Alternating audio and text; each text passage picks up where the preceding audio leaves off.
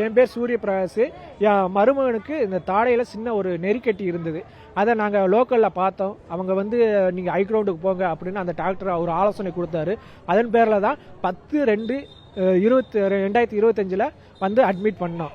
Admit பண்ணி ஒரு 2 நாள் ஸ்கேனர் இருந்தால் 2 நாள் பையன் நலமாக தான் இருந்தான். 12ஆம் தேதி காலையில் 8 மணி வரைக்கும் பையன் நல்லா தான் இருந்தான்.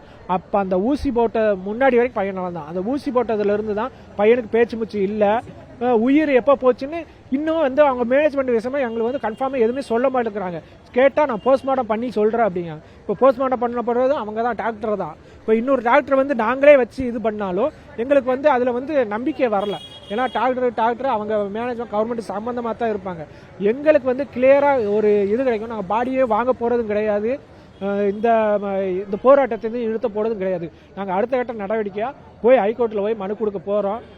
அதான் ஆஸ்பத்திரியில் என்ன சொல்கிறாங்க, மொத்தத்துக்கே டீன் வந்து காலையில் 2 நாளாக லீவு. அவங்க சன்னுக்கு ஏதோ மேரேஜ் ஆயிருந்தாங்க. இன்னைக்கு காலையில் டியூட்டிக்கு வந்துட்டாங்க. அந்த தகவலும் வந்துச்சு. ஆனால் ஆஸ்பத்திரியிலேருந்து கேட்கும் போது டீனு வரல, அவங்க லீவில் இருக்கிறாங்க. அதுக்கு பிறகு அவங்க இன்சார்ஜ் வந்து யாரோ பேசுகிறாங்க. அப்போது வந்து ஒரு டீன் வந்து ஒரு ஏழை மக்களை பார்த்து இப்போ கூட பேச மாட்டாங்களா? அதுதான் ஃபர்ஸ்ட் கேள்வி. இப்போ அவங்க அதாவது ஒரு சின்ன தப்பு இல்லைன்னா இவ்வளோ பிரச்சனை நடக்கு. இவ்வளோ பிரச்சனை அவங்க கல்யாணம் நேரத்தை முடிஞ்சிருச்சு. எப்படியும் மித்த வேலை தான் பார்த்துக்கிட்டு இருப்பாங்க. இவ்வளோ பிரச்சனை நடக்கும்போது ஒரு டீன் வந்து விளக்கம் கொடுக்க முடியாதா? நாங்கள் அப்படி இருந்தோம். நேற்று நைட்லேருந்து உட்காந்துருக்கோம். 9:30 மணிலேருந்து உட்காந்துருக்கோம். இப்போ கூட்டு விளக்கம் கொடுக்குறாங்க. இவ்வளோ நேரம் தாமதம் எதுக்காக விளக்கம் கொடுக்குறாங்க? நாங்கள் கேஸ் அப்படி 12 மணிக்கு கொடுத்தாச்சு.